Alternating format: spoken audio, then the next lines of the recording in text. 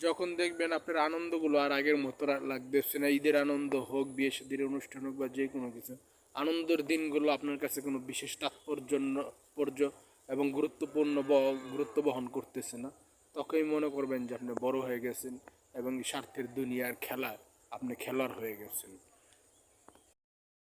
যখন দেখবেন আপনার আনন্দগুলো আর আগের মতো লাগতেছে না, ঈদের আনন্দ হোক, বিয়ে শাদীর অনুষ্ঠান হোক বা যে কোনো কিছু, আনন্দের দিনগুলো আপনার কাছে কোনো বিশেষ তাৎপর্য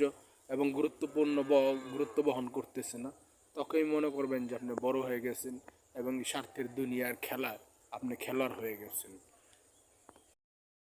যখন দেখবেন আপনার আনন্দগুলো আর আগের মতো লাগতেছে না, ঈদের আনন্দ হোক, বিয়ে শাদীর অনুষ্ঠান হোক বা যে কোনো কিছু, আনন্দের দিনগুলো আপনার কাছে কোনো বিশেষ তাৎপর্য এবং